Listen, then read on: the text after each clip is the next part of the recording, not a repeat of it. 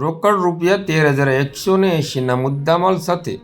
ગજ્જીપત્તાના પાના પૈસાથી હાથ કાપનો હાર જીતનો જુગાર રમતા 3 ઇસમોને ઝડપી પાડતી ભાવનગર લોકલ ક્રાઇમ બ્રાન્ચ તારીખ 14/12/2025ના રવિવારના ભાવનગર એલસીબી સ્ટાફના પોલીસ સ્ટાફના માણસો ભાવનગર શહેર વિસ્તારમાં નાઇટ પેટ્રોલિંગમાં હતા તે દરમિયાન બાતમી મળી કે તળાજા તાલુકાના સોશિયાયાર્ડ પ્લોટ નંબર 140ની સામે પાણીના ટાંકાની બાજુમાં જાહેરમાં ખુલ્લી જગ્યામાં અમુક માણસો ગોળ કુંડાળું વળી ગજ્જીપત્તાના પાના વડે હાથ કાપનો જુગાર રમે છે. જે બાતમીવાળી જગ્યાએ રેડ કરતા હાથ કાપનો જુગાર રમતા સુરેશભાઈ વેચુભાઈ ચૌધરી, રામચંદ્રકુમાર ચૌધરી, સંદીપકુમાર, કપિલકુમાર જુગાર પ્રતિબંધિત ધારાની હેઠળ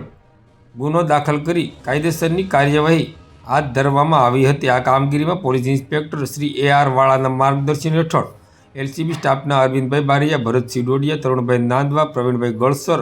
અને ગંભીરભાઈ પરમાર સહિતના જોડાયા હતા.